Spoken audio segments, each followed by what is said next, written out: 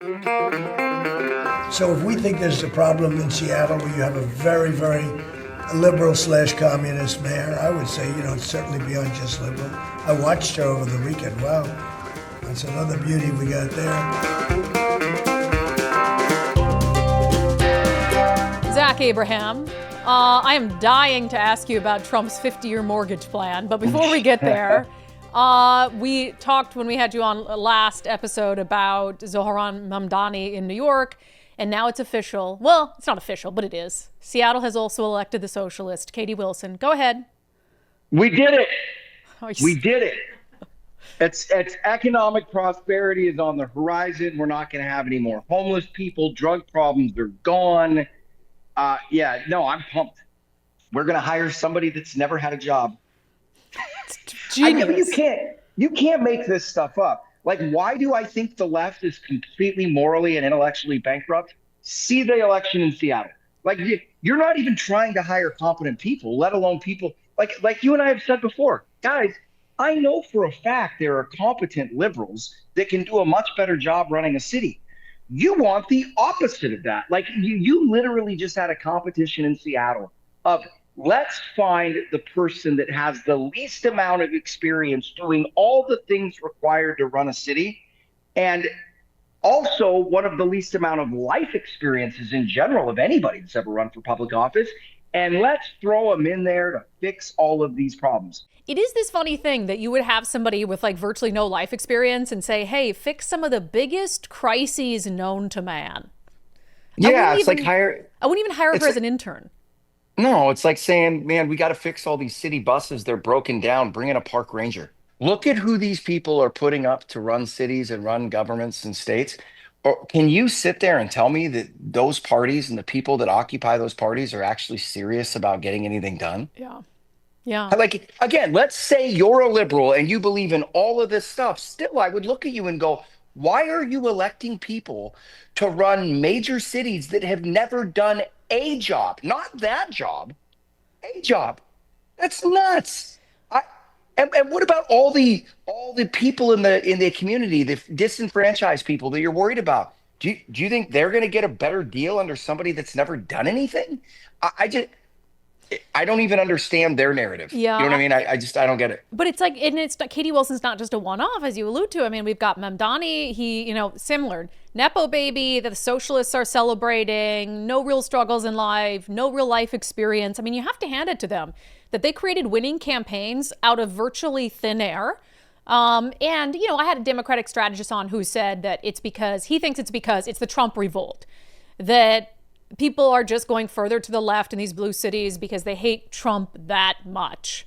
And it's like, okay, well, then maybe you should just get what you vote for. No, that's why I just say I honestly feel like one of the best things that's happening. If he is correct, and I can certainly see where he's coming from, I think that it is entirely possible that the most important and the most valuable part of the Trump legacy will be the fact that it made liberals put people in that are completely incompetent and that are not credible or, don't have the credentials to run a lemonade stand, let alone a major city. At some point in time, competency matters, ability matters. At some point in time, I think these people are going to have a big problem on their hands. And I think when you look at cities like Seattle and New York shortly, I think they're going to become poster children where even the idealistic liberals inside of it that have supported all this stuff just sit there and go, this is too much. Yeah, well, Trump has said, and he came out recently and said basically, and FIFA agreed, that the end-all be-all decider on what cities host the World Cup in 2026 does technically rest with the United States government. And therefore the White House. And Trump has already said he does not believe Seattle is in a position to host the World Cup. And I wonder, how is Katie Wilson gonna?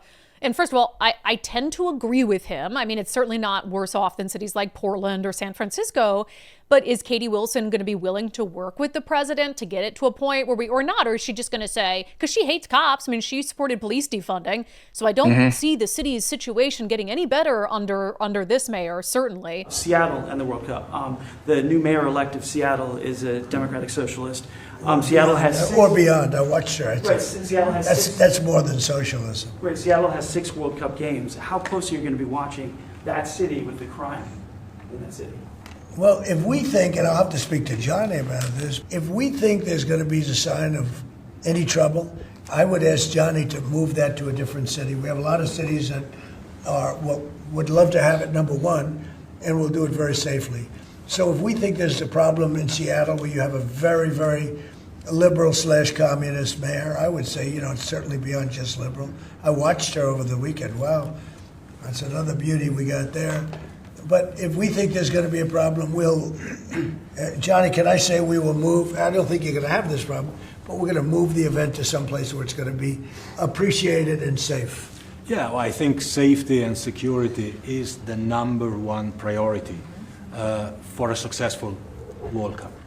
We can see today that people have trust in the United States. When we see at the ticket sales, we sold, record-breaking figures of tickets, almost 2 million already sold out of 2 million that we have been selling. This is because people, they know that they will be coming here and they will experience a safe and secure World Cup. This is the responsibility, of course, of the government, of Secretary Norm, of everyone, and obviously we will.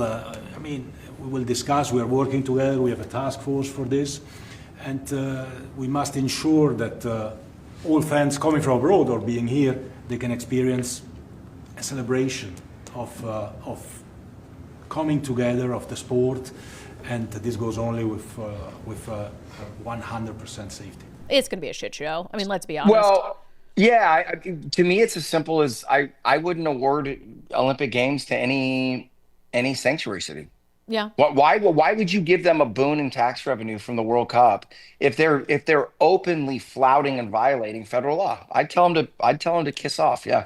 I tend to agree. Or a city that can't, there's, red cities that have issues as well. But we know, for instance, Chicago, they want to deny, it's not a big problem. It's like, get a grip. You should be so ashamed of what your city looks like. And I'm sorry, but if you can't even manage your own cities, then you shouldn't be able to have a big event that's going to put you on the world stage and have global tourists getting shanked or, stabbed or shot. It's just crazy. Yeah. So, I don't know. It's wild times. All right. 50-year mortgage. This is Trump's idea he's floated to help deal with housing inaffordability, spread the mortgage out from 30 years to 50 years to reduce monthly payments. Good idea or bad idea, Zach? It's a nuance. So it's a bad idea. Yeah. So for now, would it provide a short-term lift to the economy and the housing market? For sure. Is it a good idea? No, and here's why. The average 30-year mortgage gets refinanced every 10 years. So nobody really holds a 30-year term. And there's a whole set of reasons why that average is at 10 years. 10 years is usually when you have about 20 to 25% equity built up in the home. 10 years is usually a sufficient amount of time for rates to change, to make, hopefully in the right direction, to make refining more attractive. But when you start looking at the 50-year, first and foremost, if it's a standard 50-year, you're only going to be looking at about a 7 to 8% reduction in the monthly payment. Yeah. Okay. In exchange for tacking 20 years on the life of the loan and paying twice as much interest over the life of the loan. Can I give you the numbers quick? Just really quick? Yeah. So this is from the Associated Press, did the calculations. The average selling price of a home in the U.S. in September was $415,000, okay? So if average interest rate, 6.17%. 30-year mortgage, your monthly payment on that would be $2,288. 50-year mortgage, your monthly payment would be $2,022. So we're talking about a $250 difference. And then they looked at also how much you'd pay basically for the home. So on a $415,000 home, you're going to end up paying like $830,000 in a 30-year mortgage, more than $1 million for that house under a 50-year mortgage. There isn't the relief there. When we first started thinking about that, I was looking at the relationship of the 15 and 30 year, and I figured the savings, just without running the math, I figured you were looking at probably a 20 to 25% reduction in payment. It's not even close. No. So will you see a 50-year mortgage? I'll be shocked if we don't at some point. and maybe they'll rejigger the way that it's composed. Maybe they'll try to mess with it in some ways to try to factor that payment down further. I don't know. But the real lesson to be learned in all of this, and if we can just zoom out for a second and look at this, and this is one of the reasons we've been saying this for probably 10 years. The real lesson to learn from all of this is that they're never going to stop doing these kinds of things, right? We are never going to treat underlying symptoms. What does the housing market really need? Ironically, and this sounds weird, but ironically, the housing market needs a recession. Okay. How do you get interest rates and costs down? What you need is a reduction in rates with a reduction in costs. You know how you do that? Recession. Okay.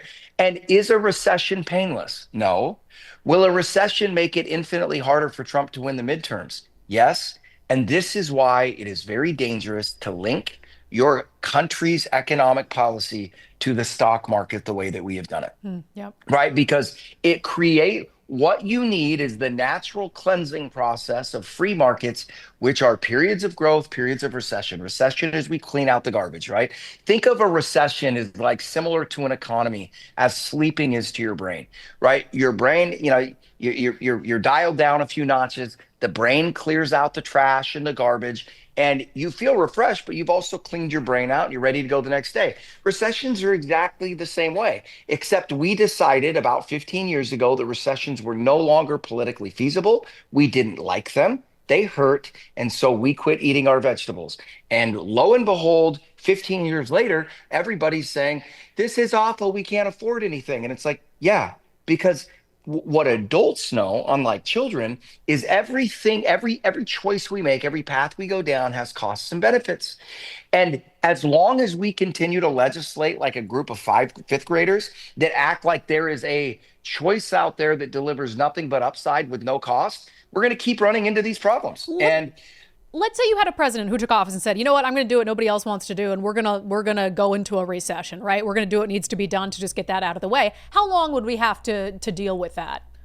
Probably, well, it depends on a couple factors, but I think that if you did it sensibly, along with other kind of beneficial policies, doing some things you should do that like for instance, if you did those things and cut red tape at the same time and focused on some of the cutting regulations, cutting things like that, you're probably looking at a maximum pain period of maybe 6 to 8 months. That's not bad. That's kind of no. And then if you did it right out of the gate, you could ride the bounce back up probably in time for midterms and stuff like that. But where you look at it now, there isn't the time, right? Because 8 months runs you right into elections. So and look, nobody wants it.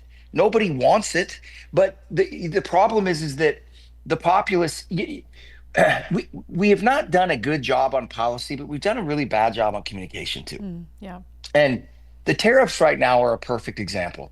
Right? I don't know if you remember this, but you and I talked about this, and I was really concerned about the messaging of the tariffs. Yes. Because Trump was selling it as if they're good. And I sat there and I went, this is a dumb strategy. Because when they prove to not be good in terms of consumer prices, the media is going to throw that at you, and the Democrats are going to jump all over it. The way we should have sold them was saying, hey guys, medicine doesn't typically taste good, but it does what we need it to do. That's how we're looking at tariffs, right? I look at a lot of the economic messaging the same way, meaning, of course, you're not going to come out there and say, hey, we're going to tank the economy. But what you do say is, hey, we're going to make some of these decisions that are the right thing to do, that nobody's had the gravitas to do.